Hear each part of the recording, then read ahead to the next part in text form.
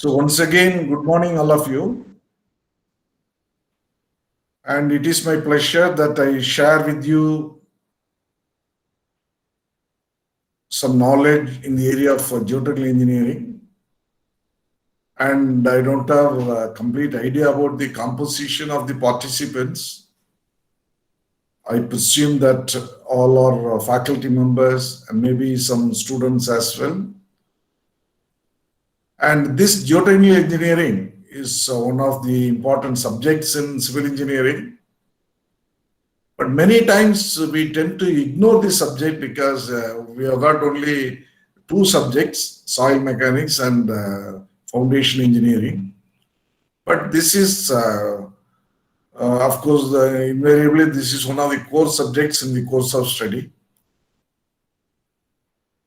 And to understand this subject, you should have a special interest. At the same time, you should have some exposure in the field as well.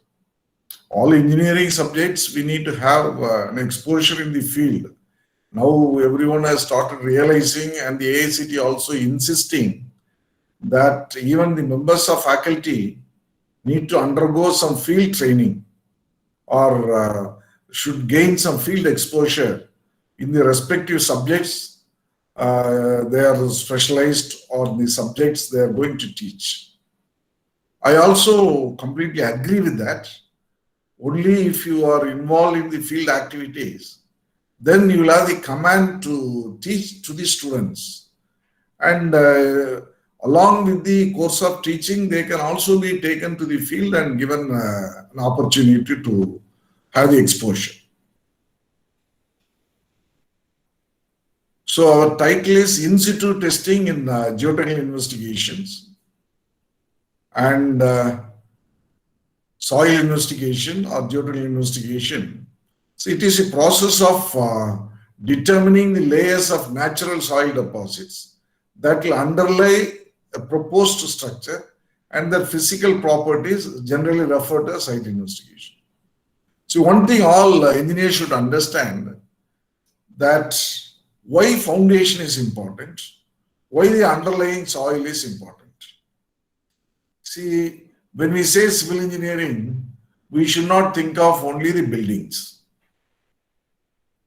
And any structure for that matter, whether it is a small building, whether it is a high-rise building, whether it is a bridge, whether it is a road, whether it is any machinery, see, anything, the load has to be transferred only to the soil, underlying soil. About the underlying soil, the information that we have is very much limited. The soil is a naturally occurring material and it is heterogeneous in nature. So these two phrases should give you the anxiety to look into the soil and how the soils are formed. Is it going to be uniform throughout, or is it going to be layers? Even in terms of layers, is it the same soil available? Or even if the same soil is available, whether the properties are the same. So likewise, you can keep on asking a lot of questions about it. And from my experience, I can tell you, it is not simply possible one to assume that this is going to be the soil in this place and this will continue up to this depth. See, based on experience, sometimes we can say certain things, but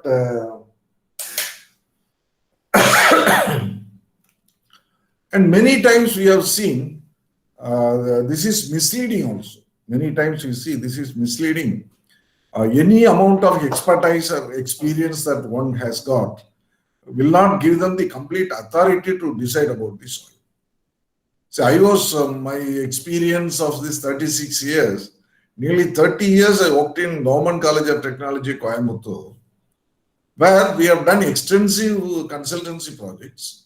Of course, I have gained experience of the soil formation, foundation failures.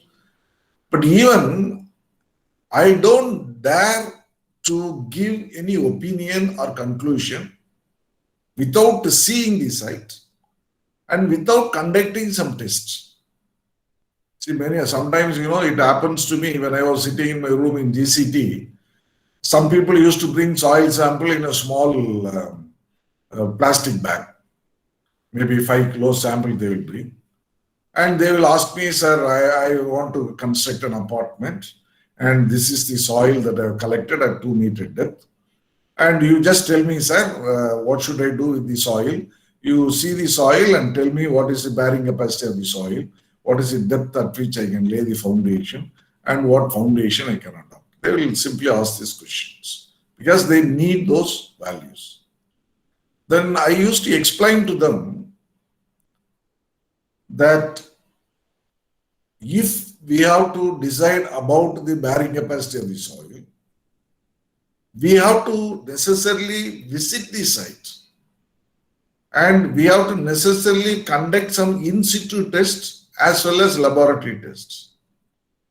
And before we come to any conclusion.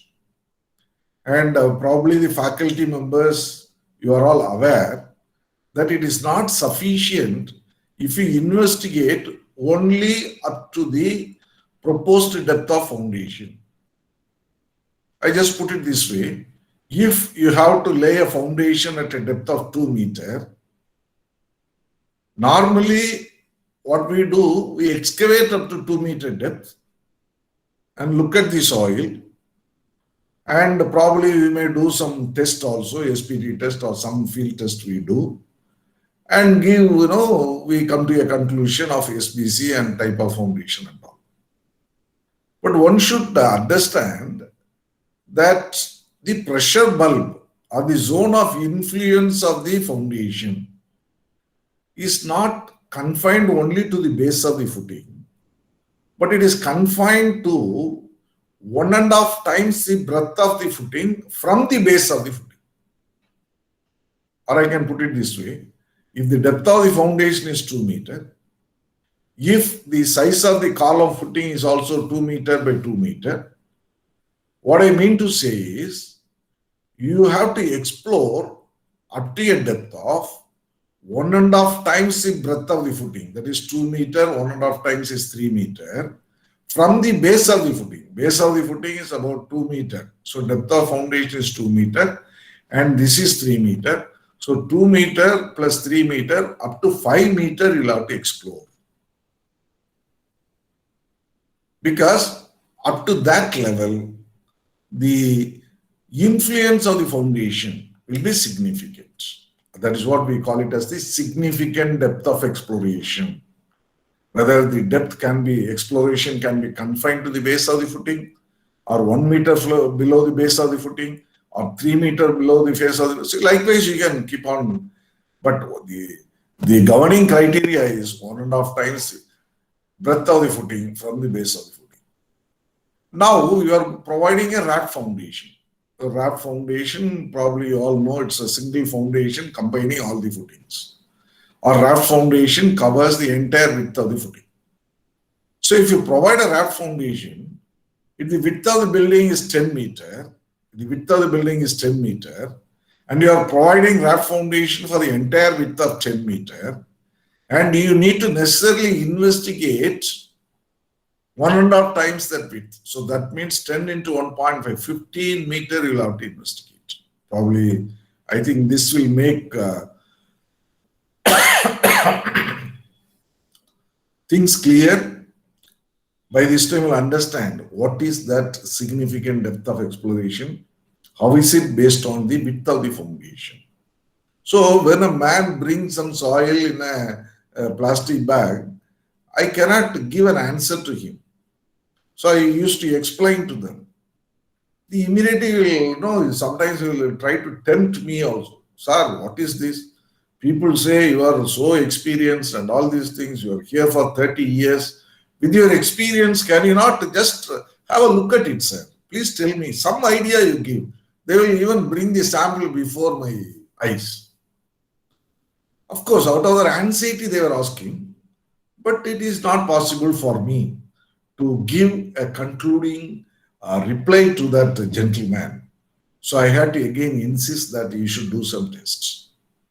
And another information that I want to share with you as the background is, and any test in the field, probably you might have heard probably about standard penetration tests or borehole soil investigation or dynamic cone penetration test or any other test for that matter.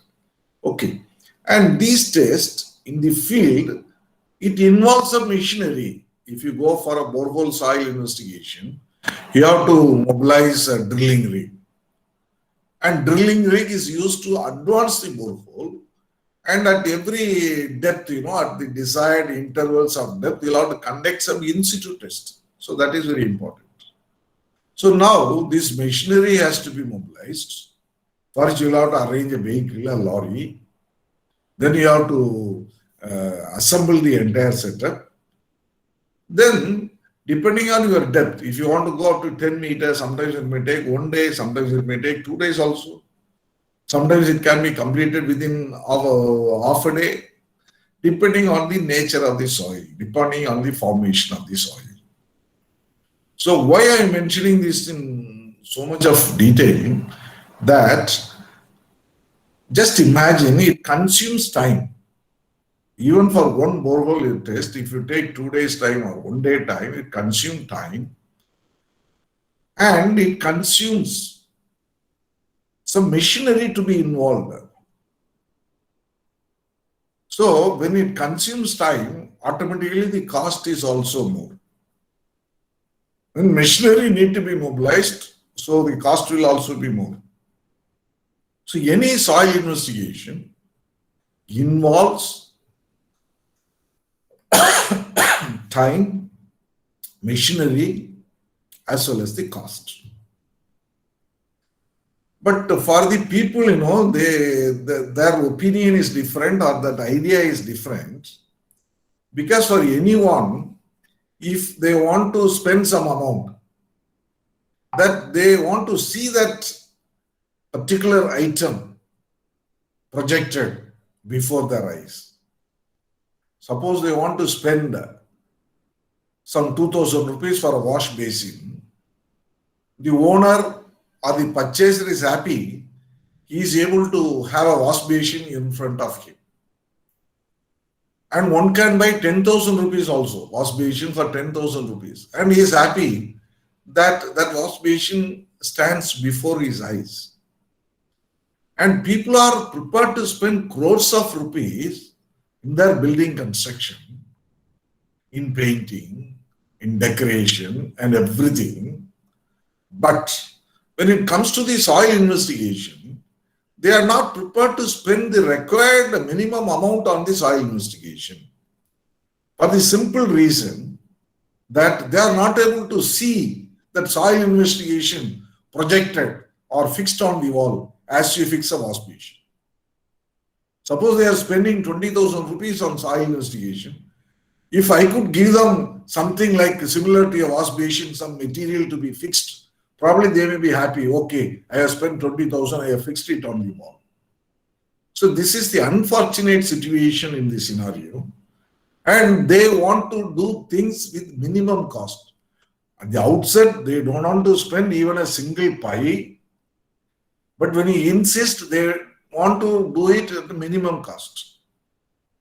As a result, if there is any investigation which is not complete, which is not to the satisfaction of the expert, then the problem arises.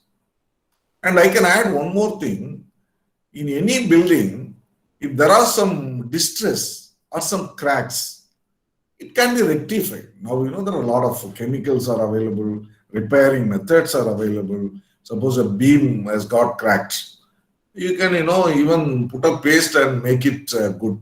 Or you can cut that beam, replace it with another beam. The technology is available.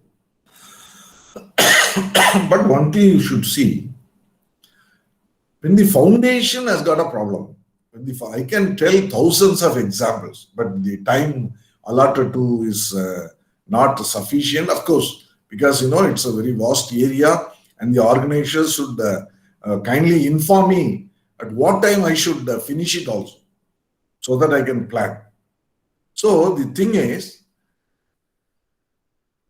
if there is some distress, there is some problem in the foundation, it is not that easy to attend to the problem. Entire superstructure is affected. So the repair cost that you have to spend on repairing the building may be as good as construction of a new building.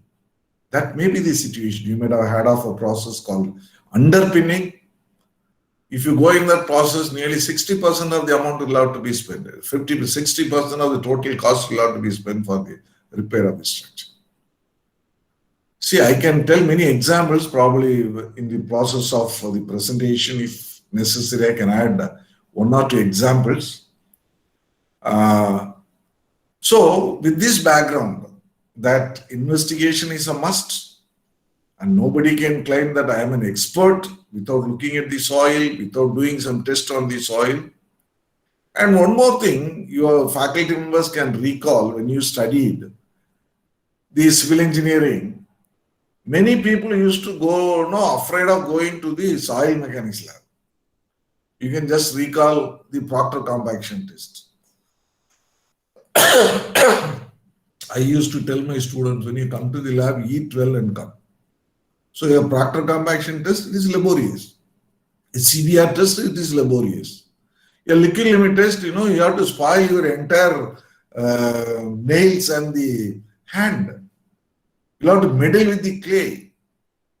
So what I want to say is, you have to spend a lot of time on that, and it consumes time.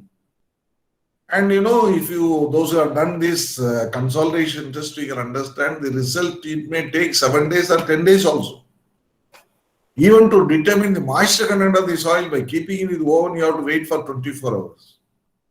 So another unfortunate thing in the field is, they want you to do the test immediately, give the test results immediately. So one day take for testing, and in another day, because people are in a hurry now. I am in the field, I'm involved in the field throughout my career. People, without understanding the fact, they are in a hurry. No, I want it immediately. I want it because, they are the payers. They think that they can dictate terms. But people like me, see, when we want to do things in a proper manner, and which will help them to save their building, which will help to give a better performance of the building, we are not, carried away by such dictates. But there are people everywhere you can see there are unhealthy people, unhealthy competition. So if you call for a quotation, a driller may also do soil investigation. The driller, for keeping that drilling machine and the laborers idle, he can do it for whatever you want, he can give. But one thing you should remember, if you have a rock, you excavate, you find a rock. But what all I have just discussed now may not be needed, because it's a rock. It's very clear to eyes, it is rock. And some simple investigations may be sufficient. But one thing should ensure whether that rock continues for that zone of influence, whether that rock is spread over the entire area of your land. Otherwise, in most of the cases, when you need to do it in soils, see, previously we had the liberty. If the site is not suitable, you can go to another site. You can ignore these sites. But in today's condition, I find you cannot ignore these sites because of the location of the site, because of the cost of the site. So previously, what was the cost of the site? Now, what is the cost of the site? I have come across now people, even today I'm dealing with a project in Ranipete, where the person wants to construct his building within an open well, which was filled long back. So he now knows that there was a well. Now that well has to be, used for his construction. Previously, if there is a well, I will ignore it and go to another site. But now that is not the situation because of the cost factors. And another thing is nobody knows about the past history of the site. I can tell one example before I proceed with further. One of my colleagues, he had a plot in Coimbatore and he told me, sir, I'm going to construct my building. Can you just come and visit my site so that you can give me some ideas? I can plan for the construction. I went to his site. When I went to his site, nearly for 50%, there was some subsidence of soil. Subsidence is nothing but some settlement of soil. So what I see, some portion of the soil has settled down. So there was a line-like formation like that, it's you say hair crack or whatever it is. Some deformation. I was wondering why it has not taken place in the entire site. It is in the part of the site, nearly 50% of the sites. Okay, we were just discussing, I was asking him, when did you buy? From whom did you buy? We were just discussing. And I was really wondering what to do, why this has happened. But a person was just passing by, or old man, he was just passing by in front of the site because it was abutting the road. And he asked, sir, what is that you are doing? Why are you standing here? Then I said, probably in yesterday's rain, previous night we had some rains. So yesterday's rain, I could see some subsidence in the soil. In the 50%, I don't know what is the reason. I'm just trying to look into that. And the gentleman simply told me, sir, there was a well in that. Probably if I say in Tamil, you can easily understand. அதில் ஒரு கிணறு இருந்துச்சு sir, கிணத்துல மண்ணை போட்டு மூடி உங்கள்கிட்ட வித்துட்டு போயிட்டா சார் அப்படின்ட்டு. So you can just see the whole story involved in that. So immediately my friend, my colleague, what he did, he disposed of the site without revealing the fact. He bought another house in another place, finished. So likewise,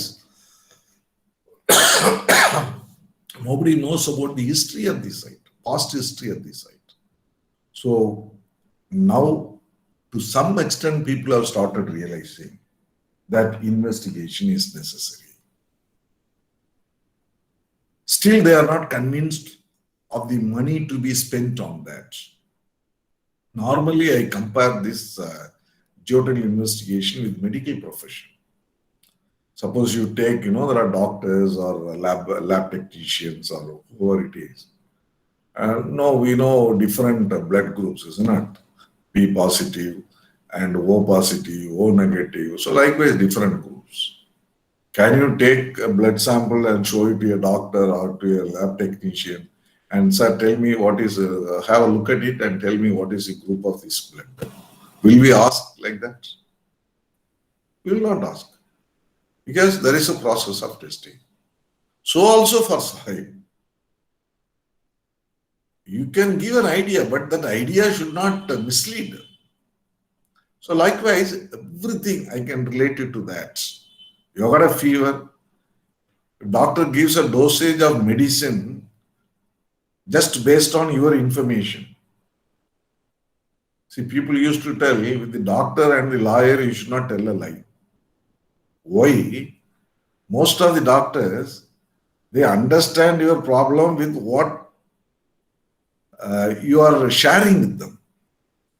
What are the symptoms that you have developed? You will immediately, if you go to the doctor, you will immediately, vomit everything. Sir, doctor, I got up in the morning, there is a headache, and always there is a headache like that. Before I eat, there is a headache. After the eating, there is a headache. No, he will slowly listen to you and see the symptoms will indicate what type of sickness you have.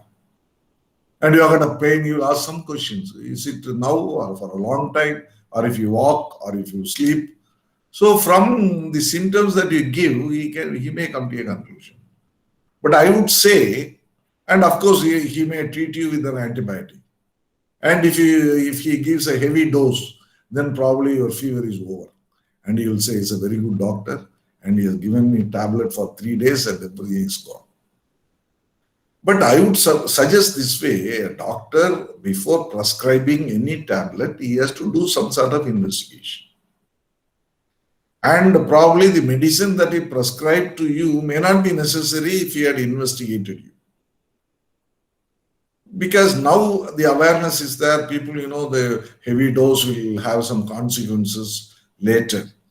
So a doctor also prescribes, he does the tests and he does the investigation by way of X-ray or scan or any other tests.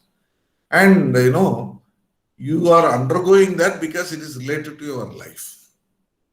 But when we say you have to do some test for the subsoil investigation, you are not very much convinced because you think, as I told you, you are not able to see the projection outward.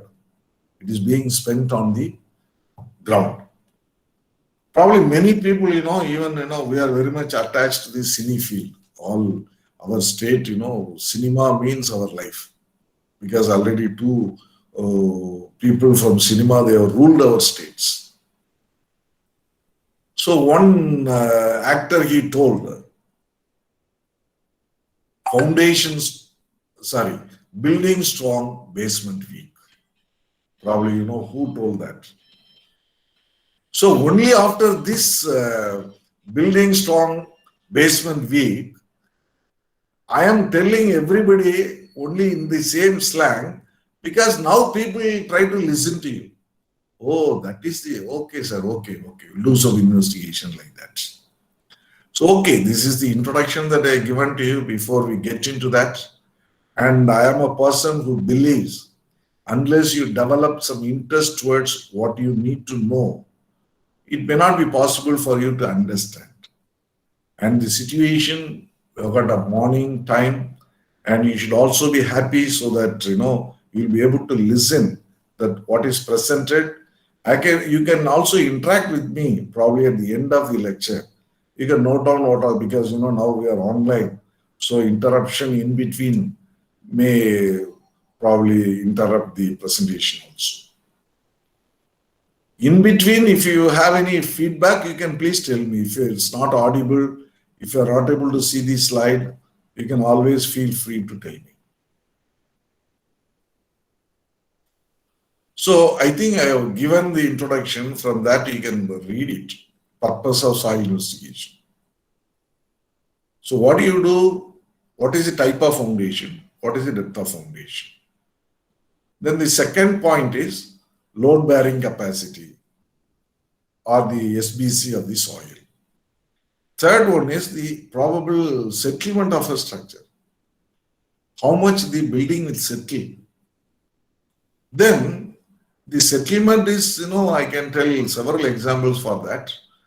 Probably the code says if the settlement exceeds certain values, then probably you can see if it exceeds certain value, then it may lead to differential settlement. When it's a differential settlement, it may lead to cracking also.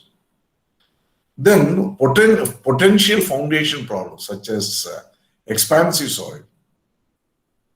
Expansive soil is nothing but swell shrink. It will swell when you add water. It will shrink when you extract water from that.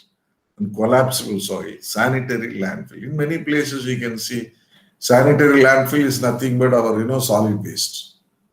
And you do not know whether it is. I have come across with hundreds of cases where people wanted to build on the solid waste. Even today, we have been working on these smart city projects. And in most of the lake, we have got about 6 to 7 lakes. So on the bunds and all, if you do any investigation, there has been a piling up these sanitary materials. That is our municipal solid waste.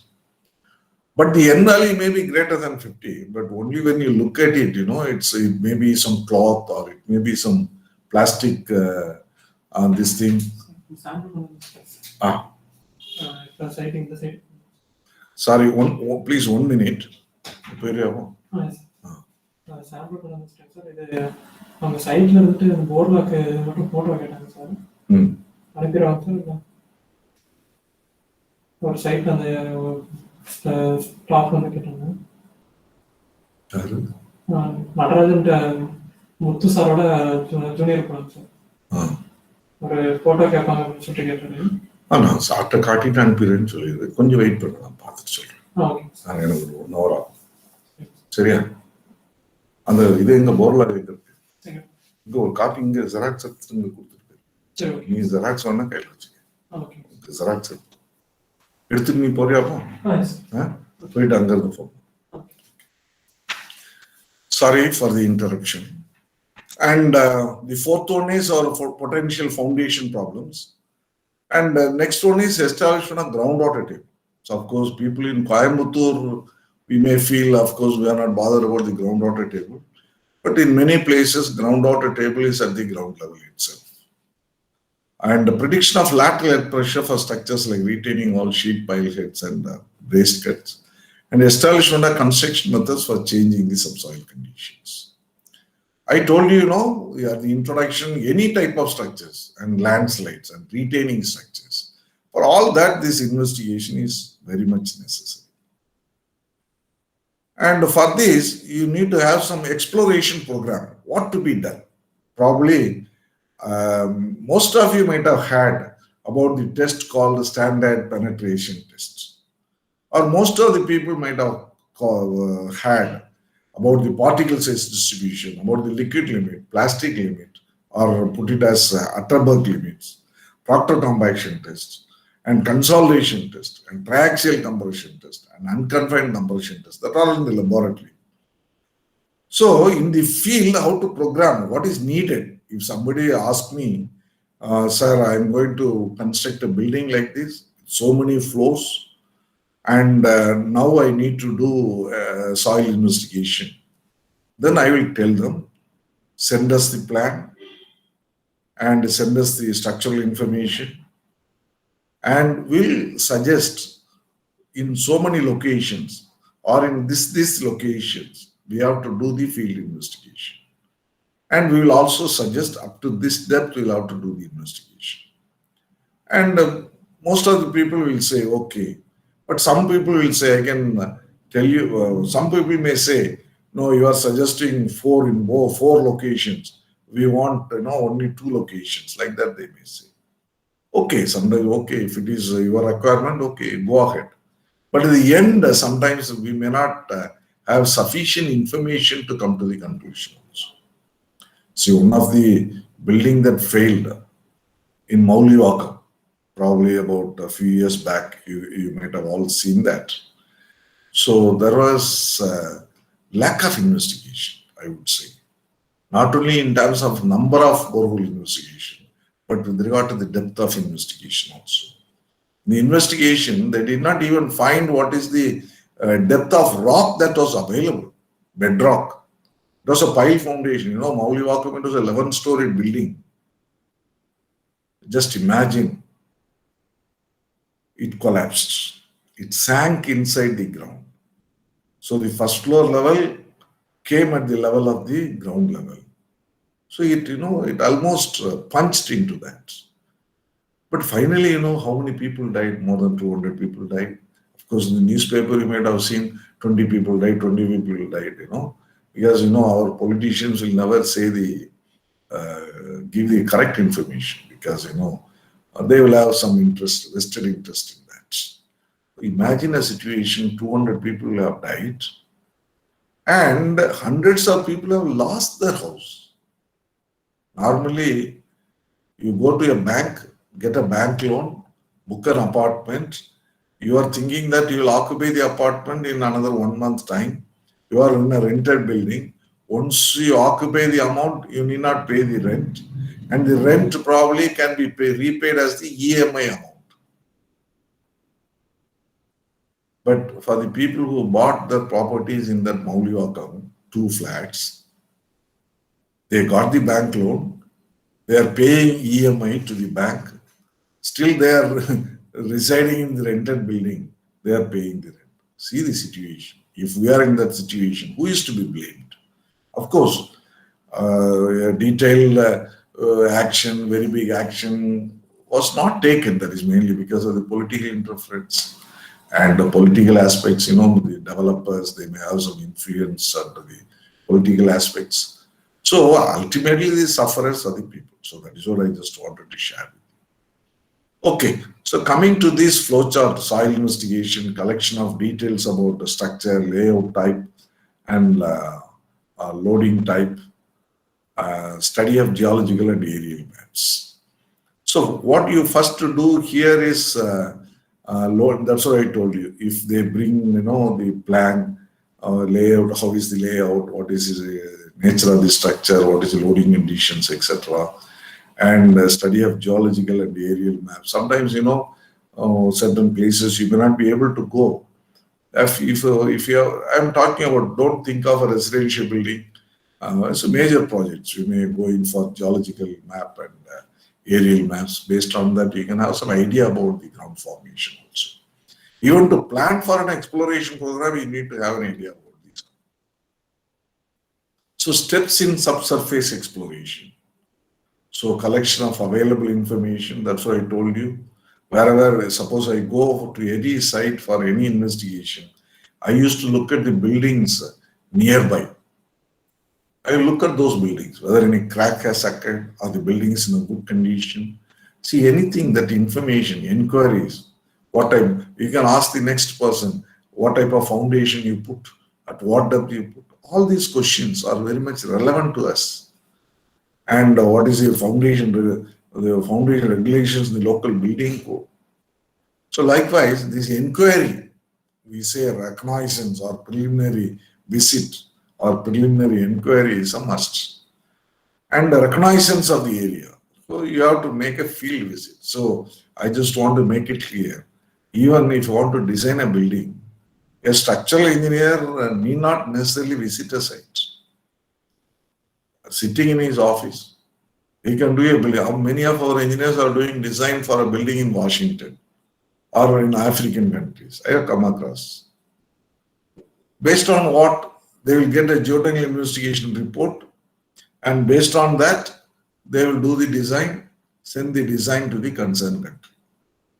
But for a geotechnical investigation, you need to visit the site, you need to spend time on the site, you need to be there for so many days. So that is the difference. And preliminary soil investigations. So it depends, any program for a major project we are just talking about. So preliminary soil investigation. Suppose if you come to me, if you are doing in Tamil Nadu, probably I am already having an exposure about the different soil profile in different places. I may not need this except a visit to the site. Then I can suggest what should be done, how many boreholes should be done, and all these things. But nowadays, fortunately or unfortunately, architects are the key players in the building industry. The engineers are not given the prime importance. And everybody now enjoys bringing architects from Australia or from USA or from Singapore, or even from Bombay. So like that, people, they feel an architect from this country, will add some face value to our building. So when the architect from Malaysia or Singapore or Bombay, who doesn't know anything about this criteria, and they will give a detailed plan of exploration. And in that perspective, that is correct. That's what I'm telling. But if you engage a local man, then the planning can be, to the extent that the cost can be minimized. Because already they have an exposure, already they have an experience. So they will know, okay, this stratum will be like that. And instead of 10 locations, we can do it in 3 locations. So like that, probably people can help you. And detailed soil investigation. After the preliminary investigation is over, detailed soil investigation. So this is what depth of exploration. I told you, significant depth of exploration.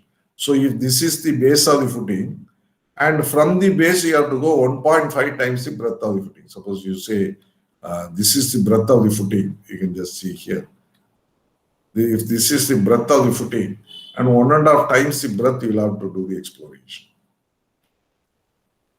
So, of course, there are 3 criteria. Probably those who have studied soil management understand, we know about the pressure bulb, stress isobar. So the second point is like that, and that point is third is related to the stress isobar, and the second one is the depending on the soil overburden, and the first one is 1.5 times this thing. So the 1.5 times the breath looks simple, and there are cases, if you take the stress isobar, which is very much relevant, even if there is anything in the lateral direction also. I am talking about only below the base of the footing. Suppose slightly away from the base of the footing, there is a cavity, there is an opening, what will happen? I can tell an example in Coimbatore, in one of the drinking water supply project, the master supply reservoir, which is constructed in Ganapati under Pillur 1 scheme. When we completed the investigation, by chance we noticed an open well close to the site. Had we not noticed that well, had the tank had been constructed and loaded with water, it would have immediately collapsed. So why I am telling this, the depth of investigation is not only below the base of the footing, but the stress isobar covers the lateral distance also. So that is why the stress isobar is very much relevant. But it is easy to follow 1.5 times from the base of the footing. And for the depth, of course, depending on the number of stories, there are some criteria. And to be very frank with you, as far as the geotechnical investigation is concerned, any codal provision can be taken only as a guideline, that cannot be a strict criteria. Similar to the other codes. Probably I can explain when we come across with such a situation. Of course, depth of exploration, here it is clearly mentioned, this is 1.5 times the breadth of the foundation. So this is what we just take it here. Then the borehole spacing. So at what spacing the borehole has to be provided. And multi-story, of course, these values are available in the book as well as the code. Probably you can refer to that. The multi-story building, the spacing is about 10 to 30 meter. And industrial building 20 to 60 meter. Highways 250 to 500. See the variation. 250 to 500. Why I am telling this? The subsoil may be rock. Subsoil may be hard. If it is hard, you can make 500 meter. Take 500 meter. If the subsoil is very erratic, you can take 250 meter. If the subsoil is totally erratic, you can even take 100 meter intervals also.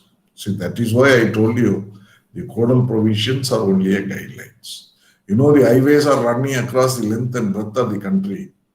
And I am really pained to see that the roads that are being laid in our country, in our states, requires maintenance every year. And no road is without pothole, no road is without undulations. And to analyze the performance of the pavement, we have some Benkelman beam test. If you conduct that Benkelman beam analysis in any of the roads in our state, none of the road will be within the acceptable standards. Every road will fail. But we are not having that quality concern. We have taken everything for granted. Okay, it will be like that only in our country or in our state. But why I am mentioning this? In the highways, what is the amount of money that you spend? To construct a residential building, you may spend 50 lakhs or 1 crore. But when you need to lay a road, 4-lane road, suppose you take Coimbatore to Mettupalayam road or Coimbatore to Pollachi road. In Pollachi now they have laid a Pakka concrete road. You know what will be the cost of the road per kilometer? It will be 5 to 6 crores. Just imagine. So for a 40 kilometer distance, how much they have spent? Nearly 300 crores. So the amount of money that is being spent on that. Of course, I don't want to go into the other side of that, the corruption and other aspects. So the investigation, if it is properly done, then you can take the corrective measures. And when there is an investigation, it takes some time, there will be some delay. But Without investigation, if you take up the project, you come across with the difficulty, then you stop the work, then you go for an investigation. There is a delay more than that. What the times that you spend for the investigation. Now we'll see the method of exploration. Of course, this is a chart probably which you can see here. This is also available in some of the textbooks. Soil investigation, semi-indirect sampling. Okay, I'm not going to the methods of classifications of that. It's of academic interest. You see here, boring. Boring is a method to advance the borehole. Because we have to investigate up to 10 meter depth, up to 10 meter, you have to advance the borehole. You cannot do an open excavation. If it is 3 meter, you can do open excavation. Even if it is 4 meter also, you can do some open excavation depending on the type of the soil. If it is 10 meter, 20 meter, you have to drill a hole. That's what you have to do.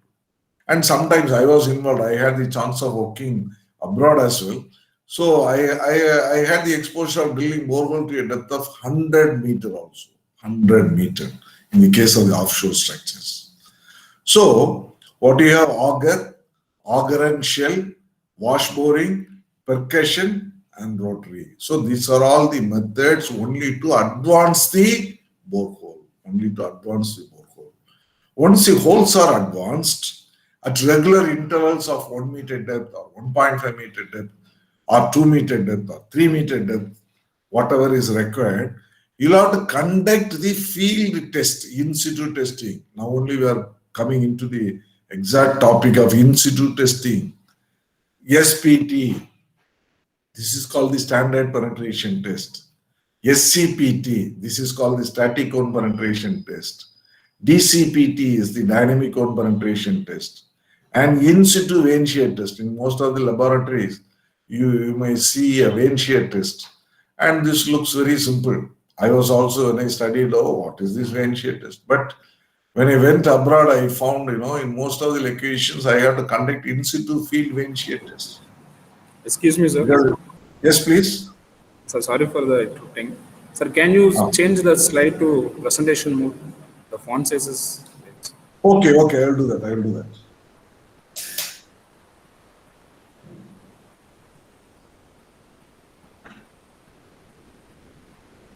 Presentation mode.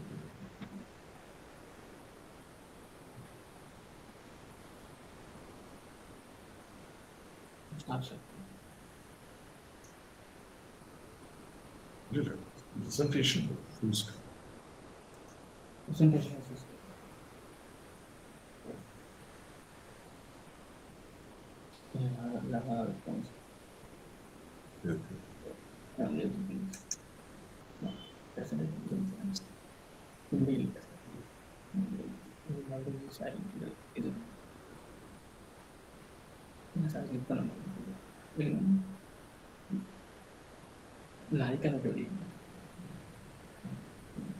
And present of it.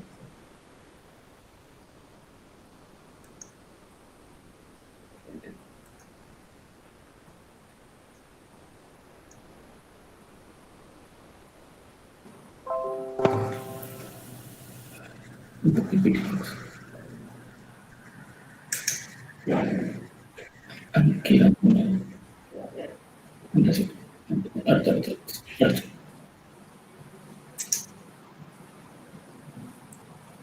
Okay, is it okay now? Yeah. Yes, sir. It's good. Oh, thank you.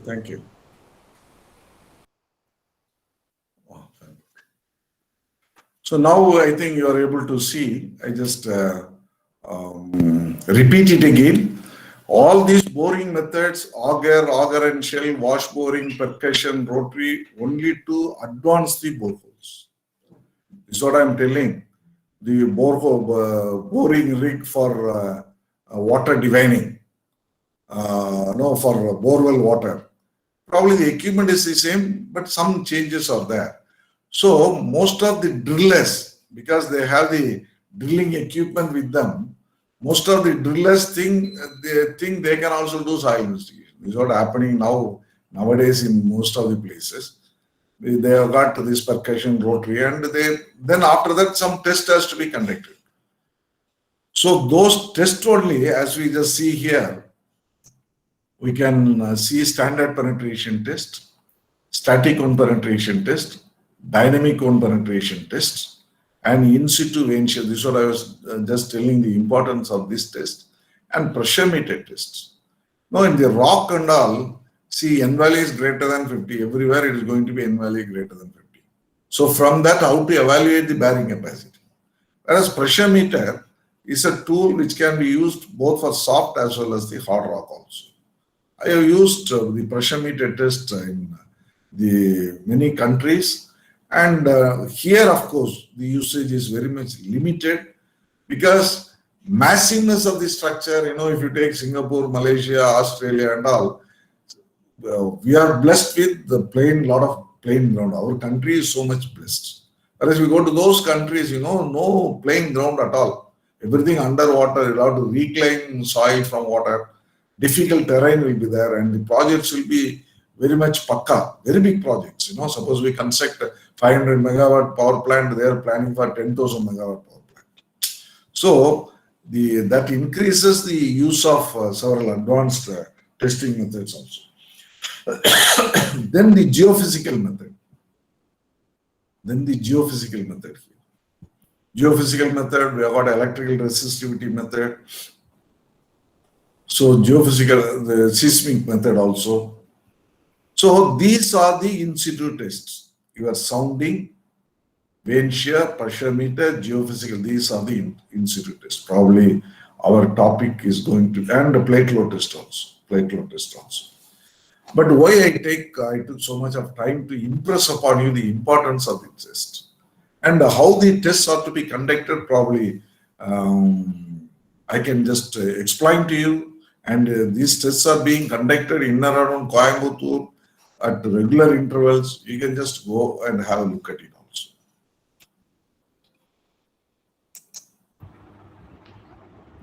So the first one is the trial pit. So as I told you, the trial pit is nothing but an open pit. If the depth is very less, 1.5 meter or 2 meter, you can go in for a trial pit. Or what we say, a test pit or open pit, we call it as. So 1.5 meter or 1.5 meter, you can make a trial pit. You can conduct SPT or DCPT or whatever tests. So this is what the trial pit, of course, you can see here. And this is the borehole, how you make a hole like this. To what depth? 10 meter to 30 meter depth. This is about 1 to 2 meter, 2 to 4 meter. And these are the post-hole auger, this is the helical auger. So first is the auger boring. Probably you might have seen now for all pile foundation of small length piles, you use this post-hole auger. Using this only for the removal of the earth. This is for the advancement of the borehole. And this is a helical or a screw auger. This is also for the advancement of the borehole. I don't know how many of you have seen the making the borehole using these two devices. And coming to the bore, this is post-hole auger, helical auger. Now, in the previous slide, I had shown about this wash boring, percussion and rotary. And this is what the wash boring is. And at the bottom, you have got the drill pits. Or sometimes, if it is a hard soil, we can use a diamond pit also. This is a tripod. And there will be a water circulation, and water will be made to enter here, and it will be circulated throughout because the cuttings will be taken away through this water only. So when the drill bit, when it rotates, or when it is alternately shifted and lifted and dropped, the cuttings will be taken away through this water only. So by which, if this is the ground level, and slowly we will be just advancing with the borehole. So if it is, we have to conduct 1 meter. Suppose assuming this as 1 meter, we have to conduct a test at 1 meter. We'll remove the entire setup. Then we'll put the split spoon sampler here. We'll conduct the tests. Then after that, we remove that. Then insert this device, go for another 1 meter. So likewise, we'll be just advancing with the borehole. Of course, I'm not going to, because We're already running out of time. Of course, another thing is, it is not only field test, we need to collect samples also. So samples have to be tested in the laboratory. So you have to conduct a field test, then we have to conduct some test samples in the laboratory. Based on this only, we can come to a conclusion. Of course, sample, disturbed sample, undisturbed sample, of course, all that you can refer in the book also. Now it is practically not possible to bring any undisturbed sample, but the undisturbed sample is the one where the disturbance is kept to a minimum. That is the idea. So laboratory test, mainly classification. The classification test is very, very important. This will give an idea about the strength test also. So now you can see here laboratory wind shear test, triaxial compression, unconfined compression, consolidation test, direct shear test, and permeability tests. Of course, these are the different types of samplers. I'm not discussing now in detail. Because at 1 meter you conduct some SPT test, in another 1 meter, that is at 2 meter, you take samples. So likewise, alternately you'll be doing the test as well as the sampling also, as the engineer decides. So that is what we'll have to see. So sampling methods you can see here: split pun sample, thin wall. This split pun sample is very common in the standard penetration tests. Those you might have seen in your laboratory also, piston sample. There are different types of samplers. Why different types of samplers? For different types of soils, sand. Sand, sampling in sand is very, very difficult. Whereas in clay, the sampling will be easy. At the same time, very soft clay, in a saturated soil condition, the sample may fail. Collection of sample itself is an art. Because, I told you 100 meter, we have done this investigation. Even if you go to 20 meter, from 20 meter, you will collect the sample. When you lift it slowly above, when it comes to the top, the sample may fail also, even if there is a small disturbance. So that is another factor that you need to remember. Okay, see, this is a very vast area, every aspect, because, we can keep on discussing. I want to skip these things. And this is again about the sampling, what all the criteria by which the disturbance can be described. So for an undisturbed sample, the sampler has to be designed based on this inside clearance, outside clearance, and the inside clearance should not be more than, these are of course you need to know. It is available in the book, and even split pun sampler is not the one to be used for collecting undisturbed sample. Or I put it this way: sample collected using the split pun sampler is not an undisturbed sample; it's a disturbed sample. So there are special type of sampling tubes, and you can see this is what the split pun sampler. You can see this is one off, this is another off. Likewise. Then rock sample. So if in soil it's okay. Then in rock also we have to collect some rock coring that we call it as. So probably these are the core barrels. I told you at the bottom will have the diamond bit, commercial diamond, of course, not this diamond. And that will be used as a cutting tool. And normally the coring tool will be of 1.5 meter length. So for every 1.5 meter, the coring will be done. And the rock sample will be obtained for the entire 1.5 meter or 1 meter or pieces. It depends upon the quality of the rock. If you are really getting 1.5 meter on full length of rock means that is a fresh rock. The RQD is 100%, core recovery is 100%. But in all these weathered rock, normally rock is weathered at the top. And as you go below, down deep only, it is a fresh rock. That's what you have to see. So rock, this is the core barrel. So rock will be collected here. You can just see here within this rock sample will be collected.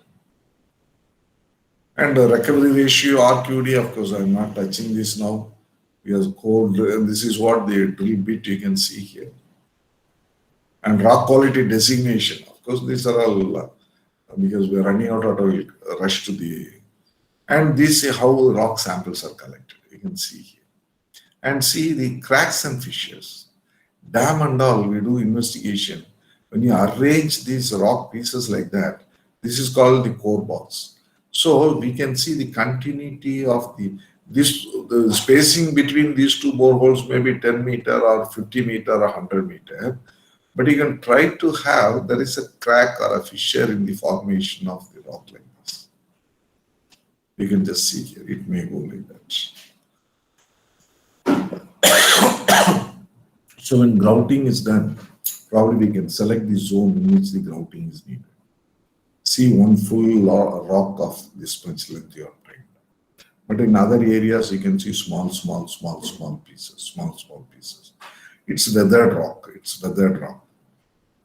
A rock, with the RQD more than 90%, it will be called fresh rock. Fresh rock means it's not subjected to weathered rock. The quality is really good. Of course, this is about core recovery and RQD. You see here, core run is 1.5 meter. Here there is 150 centimeter. Total core recovery 125. What is the core recovery is 125, 150, 83%. So the length of every sample will be measured. The sum of these sample will be core recovery. This is one piece, this is one piece, this is one piece, this is one piece, this is one piece. Put together all, if it comes to 125, the core recovery is 83%. 125 divided by 150 is 83%. Whereas, now we have to measure the samples which are greater than 10 centimeter in length. So this is not greater than 10 centimeter. This is greater than 10 centimeter. This is not greater than 10 centimeter. This is not greater than 10 centimeter. This is greater than 10 centimeter. So the number of lengths where the length is greater than 10 centimeter, you can sum up. That is what here. So if it is 95 centimeter, then RQD is 95 divided by 150 is 63. So our core recovery is 83%. This is 63%. Based on this, we'll be classifying the rock. Greater than 90, it is fresh. So likewise, 0 to 10, completely weathered. 0 also, but N value greater than 50. This is where a lot of ambiguities, lot of experience is needed. Soil also gives N value greater than 50. It's a residual soil. Here also it gives N value greater than 50. Here also it gives N value greater than 50. Here also it gives N value greater than 50. Here also it gives N value greater than 50. Here also it gives N value. So now how is the bearing capacity? So this is where probably I told you about the different types of tests. And based on RQD, you see 100 to 90, excellent, good, fair, poor, very poor. So this talks about the quality of the rock. So based on this, how you calculate the bearing capacity of the soil. So this is QA is KSP by QU. What is QU is nothing but the compressive strength of the rock cores. So what core that you have here. So the strength of this rock core is just we call it as QU. Of course, this is based on the rock. I told you if the N value is greater than 50, but here the bearing capacity is calculated based on the compressive strength of the rock. See, there is another set of classifications all available in the book. So now coming to the in situ test as field test, you have got a vein shear test, standard penetration test, cone penetration test, pressure meter test, and vacuum test. And vein shear test, probably now you recall what is a vein shear. So this is a shearing test. This is invariably suitable for soft soils, where the N value may be very less or even 0 also, or it can be less than 1 or 2, 3 like that. There is no other suitable test available except this vein shear test. And how you calculate the shear strength based on the vein shear test, probably because in the laboratory also we have a vein shear test. And this is what the SPT test. What is that SPT test? You give a blow here, a dynamic blow. And depending on the dynamic blow, this sample penetrates. This is the sampling tube. This is the sampling tube. It penetrates. Probably this I will explain in detail because it's very commonly used. And this is what the pressure meter test. You can just see here. Here you see only the lateral pressure. And this is the probe. This probe will be allowed to expand like this. This will expand like this on both sides. So that expansion, lateral expansion will be correlated with the elastic modulus of the soil. From the elastic modulus of the soil, we will be calculating the bearing capacity. This is the cone penetration test, dynamic cone penetration test. This is something similar to this. Here you have got a spoon.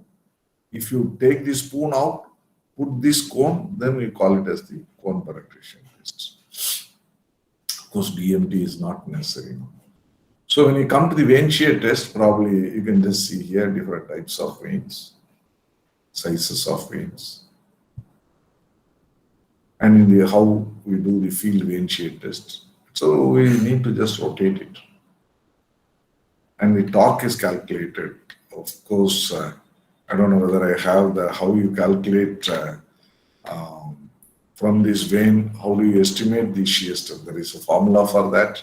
Using that, you can estimate what is the torque developed is used to estimate the safe bearing capacity of shear strength, and from that you can take, because a shear strength can be estimated. You can estimate what is the cohesion, and cohesion is nothing but your shear strength in the case of the clay soil. So that is how we take it. And this is about the standard penetration test. Probably I can show you a better picture below that. And this is what the split spoon sampler. Probably those who have seen, you can just recall. And you can see here, this is the split spoon, and this is the bottom cone, and this is the top arrangement. There is a ball seating here. So through this only, this is what you can just see here now. This is the cone. This is the barrel, this is the head. You've got a ball seating arrangement, and the soil will enter through this. As soil enters, the air entrapped will be removed through this ball seating arrangement. If there is air, that will fail the soil sample. So that is why this ball seating arrangement is there. Can be split into two halves. So that is what you will have to see. Of course, SPT test, this is what a trial pit, normally open pit or trial pit. Using SPT, how we conduct it. This is a tripod. And you can see here, there is a weight of 75 kg. Probably in the next figure, you can see that. See here, this is that 75 kg weight. And this is the, this is the thing,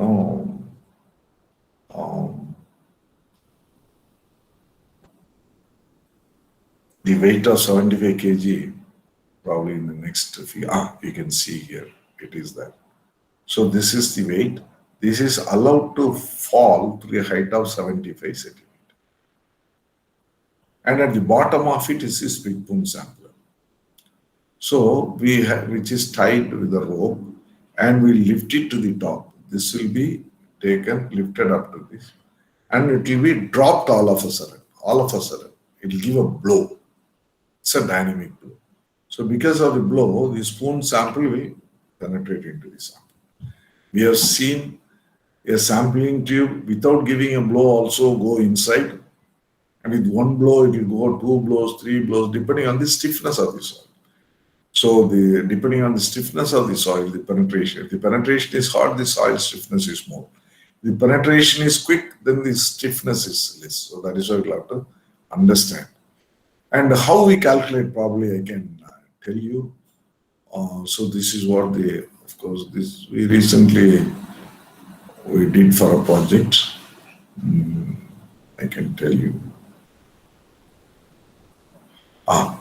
So the number of blows required, to penetrate each of the successive 15 centimeters. We'll mark 15 centimeters. First 15 centimeter will be taken as the sitting, right? Then the next 15 centimeter, how many blows it takes is the n value. So that is what given here. Because 315, last 215 is the n. As per some boards, if the n value exceeds 100, it is termed as a refusal. But in some, we are taking it as a refusal strata when the n value exceeds 50. So because 100 in the rock and all, it is very difficult. So normally we stop at a stage when n value is greater than 50. But some client, they will say they should go with 100 blows also. Then you'll have to go. Suppose even in projects like, if you go for a nuclear power project, they will say you should test it for 100 blows. If it is a building, then they will say, okay, it's enough if you stop it at 50 blows. So that's what I was trying to.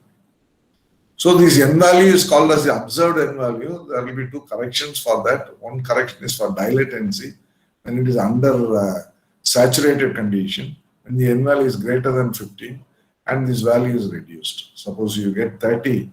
30 means 15 plus off into 30 minus 15. So observed n value is 30. The corrected n value will be 22 in this case.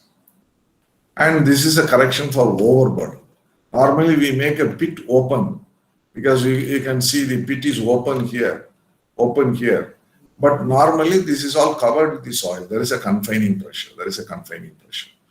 But now you open it, you conduct at this level, and definitely the value will be less. Then you cover the entire thing and you conduct the test here. So for that matter, you have got a correction here as the observed n value. N is equal to n dash. N dash is the observed n value. So n is equal to n dash into 350 divided by sigma plus 70. So that is what given here. And from this, how do you can note down this relationship. This is based on these SI units, and in the books you may have it in the metric units also. So now you can see 0.314, n is the n value, B is the breadth of foundation, RW2, RW1 is nothing but the water table corrections. Depth of DF is the depth of foundation. So if you substitute the corrected n value, you can calculate what is the Q. See, there will be two n value, two Q you will be calculating. One is based on the shear strength failure criteria. Shear strength failure criteria is nothing but probably you can recall your Tersai's equation, assuming that there will be a failure surface in the case of the general shear failure, local shear failure, and punching shear failure. Assuming that failure takes place and foundation fails by shear, this is the relationship. I told you about another thing, which is the settlement. Settlement invariably governs the criteria. For every project, there is a permissible settlement. If it is normally you can see from the code also for an isolated footing on a sandy soil, permissible settlement is 25 millimeter. Whereas the same isolated footing on a clay soil, the permissible settlement is 40 millimeter. And if you go for a raft, then in the case of the sandy soil, it is going to be 40. In the case of the clay soil, it is going to be 65. So likewise, the permissible settlement, that's what yes here. You can see here, yes. So here also n, B is the breadth of foundation, and S is the settlement, permissible settlement. RD is some relative depth factor, and this should not be greater than 1.2. And RW1 is the relevant water table correction factor. So please remember, the n value you get, that is n dash, you correct it to a corrected n value. The corrected n value is substituted here. There are two relationships, and 1 and 2. So this is shear failure, this is shear strength. But I find in the field, even geotechnical engineers, after conducting a field test, they evaluate the bearing capacity based on the Tersai's bearing capacity formula. See, Tersai is a theoretical analysis, and that is going to give a conservative value. Once you conduct a field test, that is a real test, and there is no need for calculating the Tersai value. After the field test, they recommend the Tersai. That's why I told you, in the professional practice also, there are a lot of people, they do not know what to do, what is the correct way of doing things, but they also survive. Of course, there is nothing to blame, and we have to accommodate people, and the people are prepared to get things done at a minimum cost. So that means those people can also survive. So that is another thing. And this is a cone penetration test. So you can see here dynamic cone. Probably the same tripod, you can use this cone. Probably what you see here, because the test procedure and all same. The same thing only. But below that, there is a split pun sampler. Instead of split pun sampler, you can have the cone. So for the split pun sampler, the SPT will take every 15 centimeter, In the dynamic cone test, you will take every 10 centimeters. So that is only difference.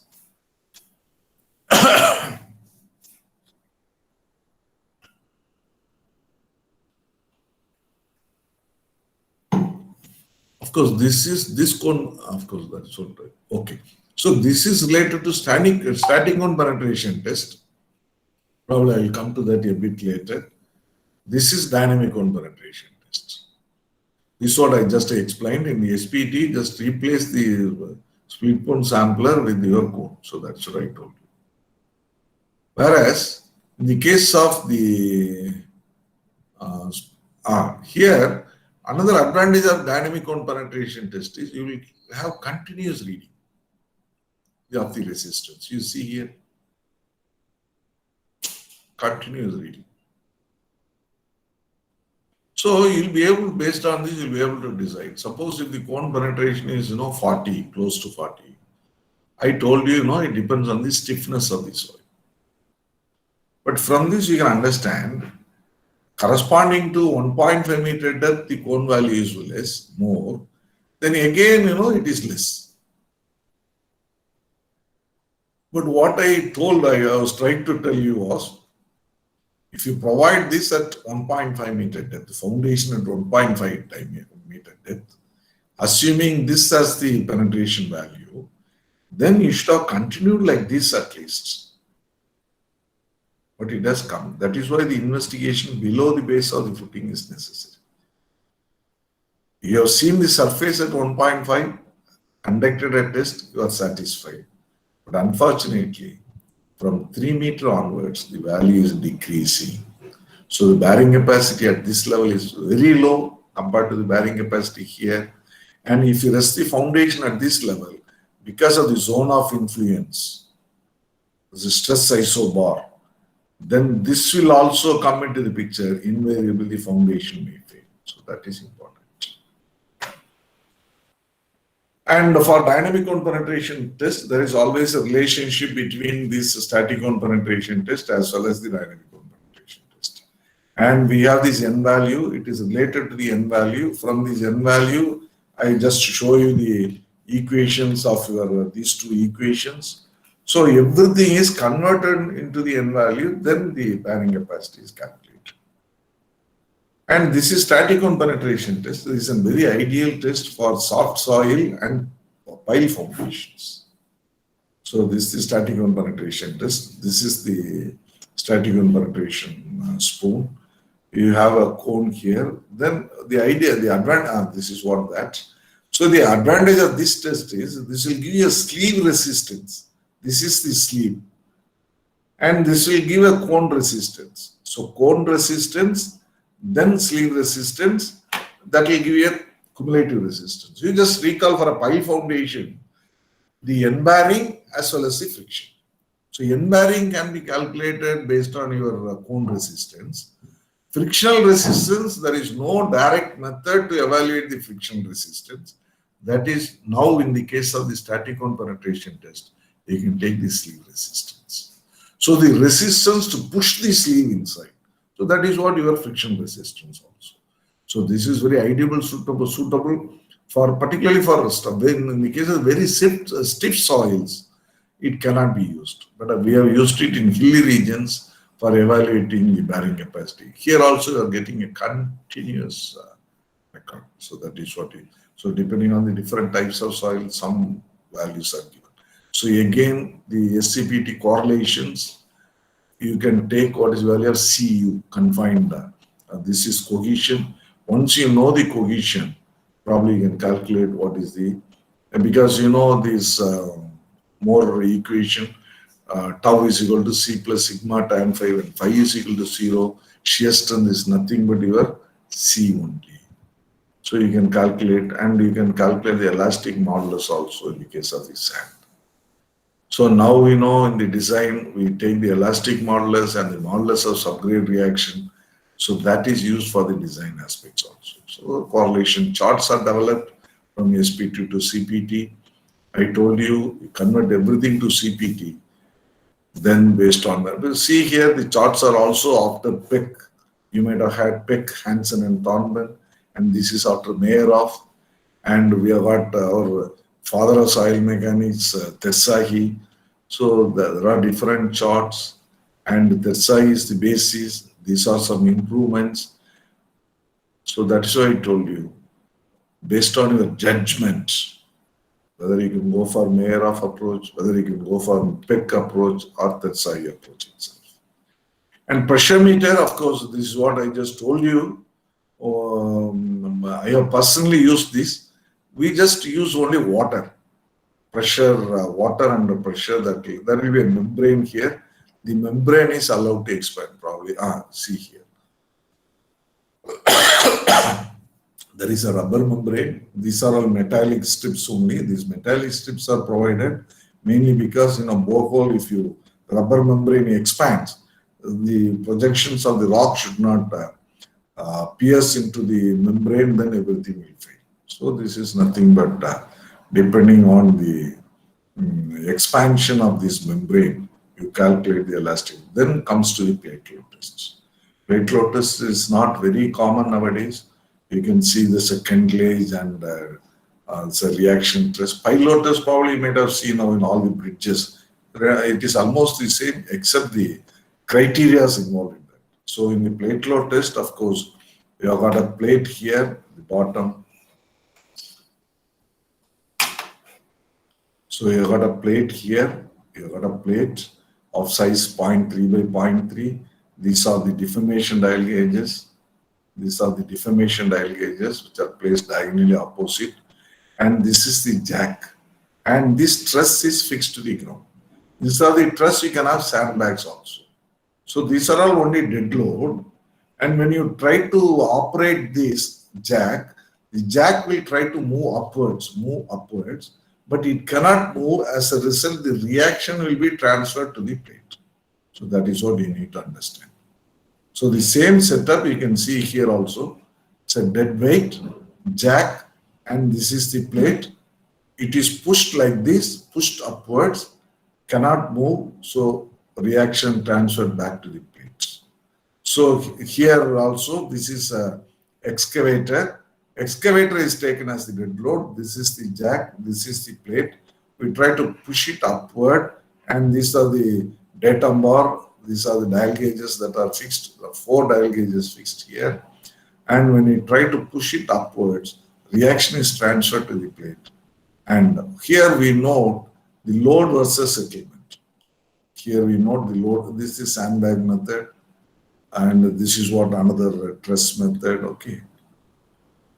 So plate load test, only limitation is the size of the plate is 0.3 meter by 0.3 meter. I already told the zone of influence will be 1.5 times the breadth of the foundation, just 1.5 meter. So 0.3 into 1.5 is how much you can just see here. So that much soil is exposed. Okay. Then this is the bore log. I told you about this boring. The drilling devices used to advance the borehole, you can just see here. Even this is up to 8 meter depth, and what is the N value at 2 meter or 3 meter, like that it is given here. What is the water content? Soil sample are analyzed, of course.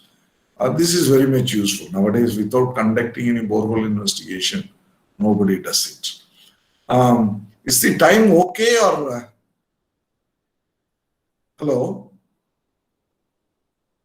Sir, we have a time, sir. We have time. We have time up to 12:30, sir. Up to 12:30. Yes, sir. Okay. So this is very important when we go ahead with this.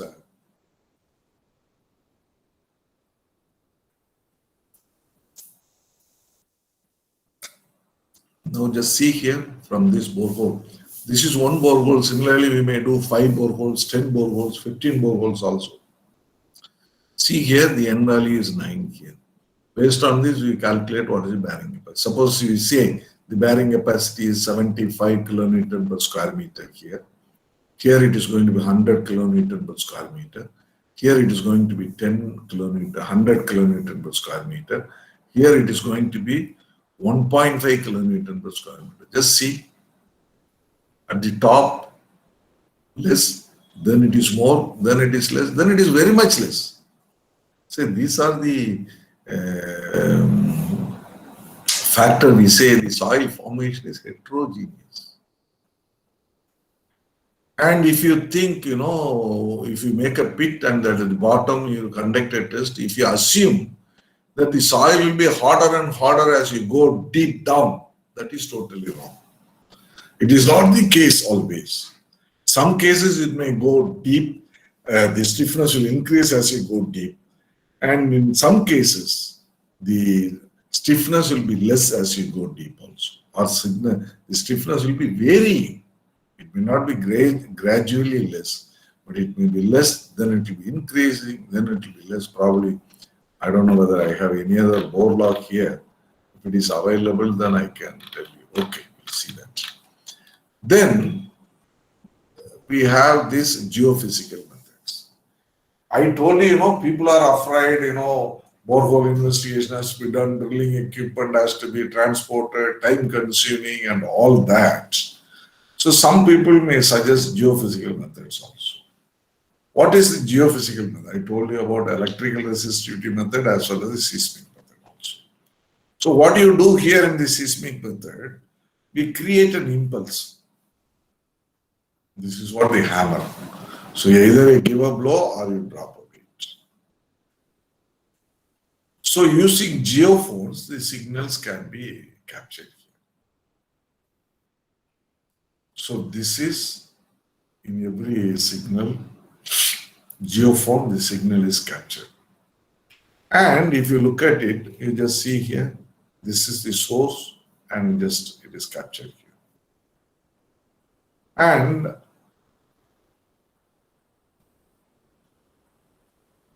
what we do, depending on the type of soil, you can see here, sand and topsoil, the velocity with which the disturbance travel is 180 to 365 meter per second. Suppose you observe what is the resistance offered to the travel, or at which speed it travels to reach the geophone.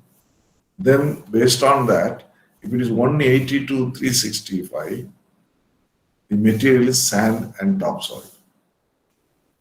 But if it is 365 to 580, the material is sandy clay. And if it is 490 to 790, gravel. And see 1400 to 1830, water in loose materials. For granite, it is 3050 to 6100 is granite. In Coimbatore, in most of the places, we have got granites. Of course, the top, there is black cotton soil, it is problematic. Then after that, if you go in most of the areas, except in some areas where limestone deposits are there, it's granite only. So here what we do, we measure this velocity and interpret the type of soil. If the velocity is within this, I will say the type of soil is granite. If the velocity is 365 to 580, I will say the type of soil is this. And the presence of water is also indicated. And we'll have a detailed discussion after seeing the electrical method also. So this is with regard to the impulse. Seismic force, some impulse is created, velocity of the impulse. And here, you pass some current through the soil. What is the resistance? So here what you do is a current electrode, and pick up you measure what is the resistivity of each soil at different depths, because up to what depth you need to investigate, this distance can be increased. So if you just keep it here, then it will travel still below that also. So this is what electrical resistivity. The electrical resistivity is ohm per meter. So we measure these values. And once you measure these values, I try to interpret it to the type of soil. The electrical resistivity is so much. It is granite. The resistivity is only 200 to 1000 ohm per minute. It is dry sand and gravel. Just imagine. 5 to 20, it is saturated organic clay or salt. So this is what. So in the case of the seismic refraction, we measure the velocity of travel of the impulse. In the electrical resistivity, we measure the resistivity of the soil in terms of ohm per minute. There are readily available correlated chart in which it can be correlated to the type of soil. So in this case, you need not make a borehole, you need not make a pit. At the surface, you can conduct the test. Probably it will now, it will appear to you, why to do a big borehole investigation and do laboratory investigation, collection of soil samples, why to waste time on that? Why don't we very well entertain these two tests? Of course, I have entirely different opinion. I have worked in the electrical resistivity method as well as this your seismic refraction method also. There are limitations of this method, but some people may not accept if you argue like that. I still remember I was making a presentation in Delhi before the Disaster Management Committee for a proposal in Ooty, Nilgiris top. So I had done borehole investigation and all that. I had presented, that was about 20 crore project. I made a presentation and there will be a big group of people available, experts from here and there. But when I presented, somebody asked me, why didn't you do these electrical resistivity tests? Why didn't you do this seismic refract? I simply said, that is not very much reliable. Instead, I have done this. The moment I gave the answer, all the people were up against me. How do you say this is unreliable? How do you say this is not good? Then I immediately kept quiet because I have gone there to present, to get the work. And they are the people who are in the position of approving the work. So why I mentioned this example, there is a group very much relying on these geophysical methods. And there is a group which says geophysical methods are definitely useful to minimize the number of borehole investigations. But borehole investigation is a must. So this is another group. So what probably you can now understand, using this geophysical as well as resistivity method, you can have the idea of the formation of the soil. You can idea about the type of soil, but that has to be verified by drilling boreholes. That is important. That can be verified by drilling boreholes, collecting soil samples. And we definitely need the samples to evaluate the properties of the soil, to evaluate the bearing capacity of the soil. But only advantage being, when the area is very large, we can conduct this geophysical tests and we can reduce the number of actual borehole investigation, by which we can save time as well as we can save cost also. So these geophysical methods are not directly going to give you any SBC value or any of the properties of the soils. But previously in the code, we had one provision of presumptive value of bearing capacity. Presumptive value of bearing capacity can be taken once we identify the type of soil. But that code has been withdrawn, mainly because many people followed that method and there are many failures. Why I enlighten? Because you are all faculty members and we should know where we use it, where we are not using it. At the same time, if you go in for dividing a borewell, you can go with your electrical resistivity method also.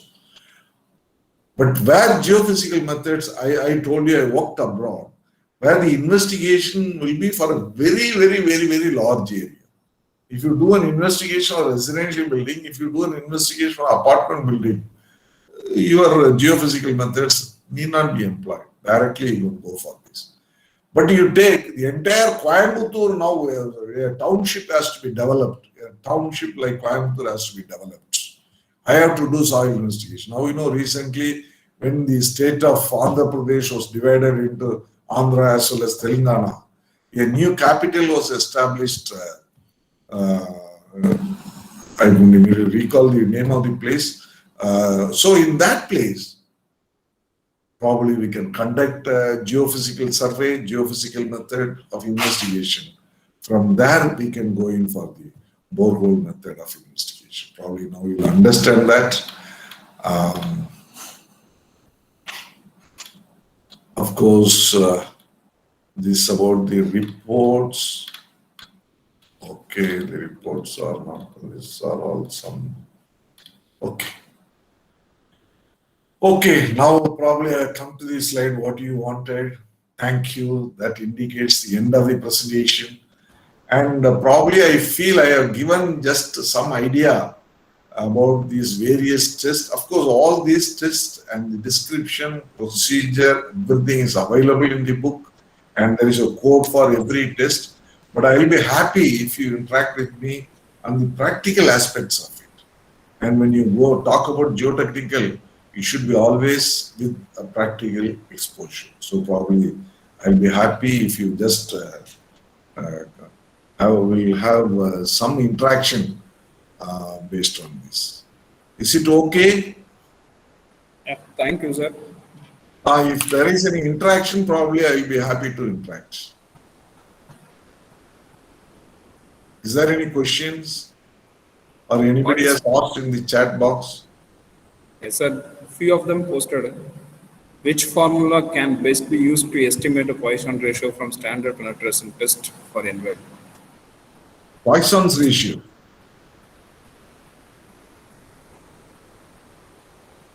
Which formula can best be used to estimate Poisson from standard penetration tests?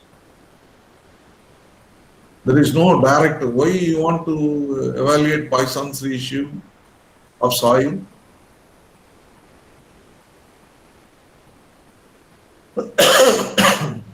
There is no direct relation between Poisson's ratio and mean value as far as geotechnical aspects is concerned. That's why I told you in some Poisson's ratio, probably you can go for subgrade modulus of subgrade reaction. Then everybody wants to share the documents, isn't it? Yes, sir. Everybody asking the presentation. Yeah, probably I can send you. There is no other problem in that. The participant may ask any questions. They can ask any question because, don't hesitate to ask question. Only if you ask a question, it will be useful not only to you, but the entire group of participants. Normally, with the hesitation, you should not remain. A teacher is the person who can put question, get clarity, so that will help us to learn more. So that is what important. So if you want, you can ask any question. I can wait for a few more minutes. They posted one question, sir. How do you interpret the water table condition in seismic refraction method by velocity? No, again, based on that velocity values obtained.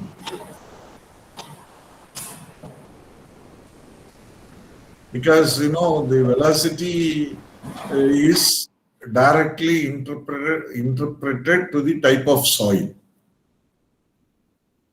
And when it is saturated, then the velocity should be within that range.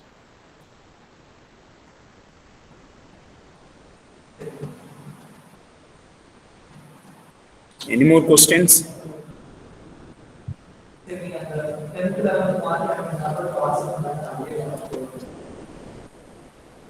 What is that? Yeah, that's.